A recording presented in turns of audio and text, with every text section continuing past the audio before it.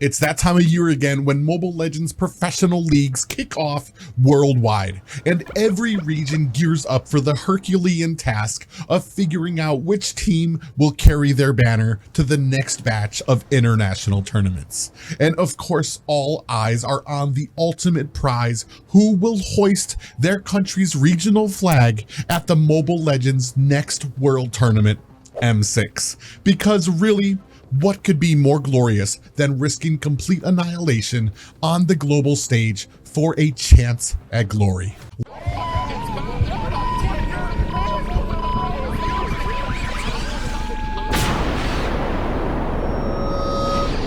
This is Mobile Legends. Let's talk about the storm that was MSE. SRG didn't just waltz in, they rolled up with their red hot win streak and decided to show everybody what domination really looked like. They tore through the giants of the Philippines, Falcons, EP5, and laid waste to Indo's Fnatic Onyx in what would ultimately end up being one of Kyrie's last hurrahs with the legendary Indo squad. It was a masterclass in annihilation served up with the subtlety of a freight train. Meanwhile, over at the Supernova tournament, Team Spirit decided that it was their time to shine and managed to snatch a win away from Falcons EP5. It was one of those "wait, what just happened here" moments where the underdogs came out barking and looking for a bone of their own as well. Even Turkey decided it was time to join in the party, making some serious waves in the pro scene. I mean, it's about time we had some fresh faces stepping up, right? The Philippines, ever the predictable powerhouse, reclaimed their title. But what really caught our eyes was the shifting landscape of Mobile Legends, with more established organizations driving into the action and Mobile Legends reclaiming an esports award for Game of the Year. It's clear that this game isn't on its way out. It is on a steady, unstoppable rise. And we're all just along for the ride. Now let's get to the elephant in the room. North America, our North America. Once again, we sent 5 of our best to the international stage, and once again, we got slapped with that cold, hard reality of an embarrassingly early exit from the group stage. And this time it cuts deeper. This time it feels a bit personal. This isn't just a them problem, this is an us problem.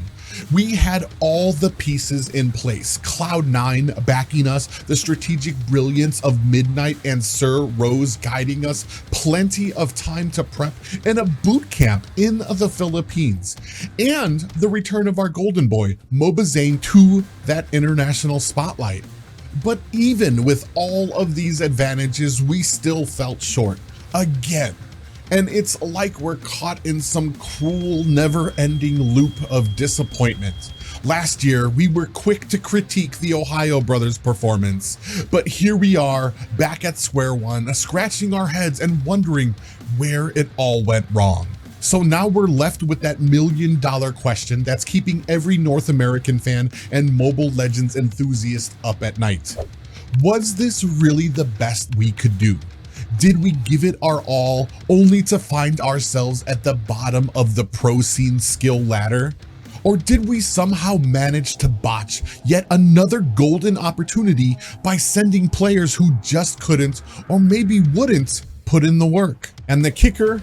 Neither of these options feels good, but here we are, with the international and regional community doing what they do best: pointing the fingers and looking for somebody to blame. Most critiques zeroed in on Basics' less than stellar performance as a marksman. Coming in now, the wall shot doesn't seem to he didn't go for the dead as welcome, didn't go for anyone at all. Bad calls, missed opportunities, and one of my personal favorites, just straight up not being around during some key team fights.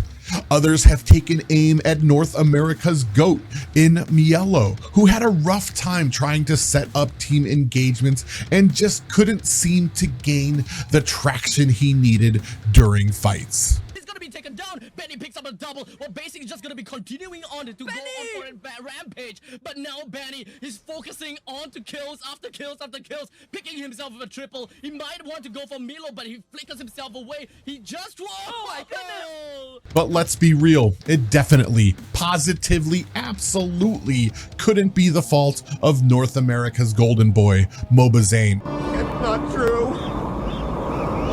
That's impossible. And his apparent love affair with Alpha. Regardless of which side you're on, it's pretty clear that the current meta just doesn't let Zayn's playstyle shine. Even the professionals aren't pulling their punches, as the coaching staff has been put under the microscope for seemingly failed to adapt during the ample time they had during the boot camp. Can I ask then a question? Do you think they lacked actual coach? Ooh, because they did have a coach. They have two coaches. Because if you're spending a month in Philly screaming against even low bracket MPL teams, why are you not learning, guys? Sure, it's easy to armchair coach from the outside, but when the players themselves start talking about lost synergy on the main stage, you know something has gone seriously sideways. Now, I don't know about you, but I did not have synergy and speaking the same language on my bingo card of issues that would potentially plague a North American team sent to the international stage. If this is true, it could have some lasting repercussions for the team, especially with NACT registration now open. Rumors are already flying about Zayn possibly playing juggle for Gaming Gladiators and C9 scooping up best player. One thing is for sure, North America and the community all have burning questions about the things that happened. That's why I'm thrilled to announce that we'll have Coach Midnight on to set the record straight.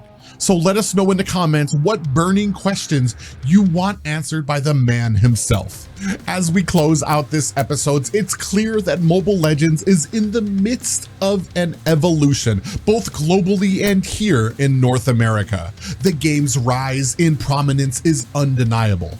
But with that comes the harsh reality of our own shortcomings on the international stage. Our best efforts fell short this time around, leaving us with more questions than answers and a need to seriously rethink our approach moving forward. The stakes are higher than ever as we head into the next season, and it's going to take more than just talent. It's going to require a complete recalibration of our strategy, synergy, and maybe even the way we think about this game itself. Until then, all we can do is learn from our mistakes, refine our tactics, and come back even stronger. Thanks for tuning in, guys, and remember this, the journey is far from over. Stay sharp, gamers.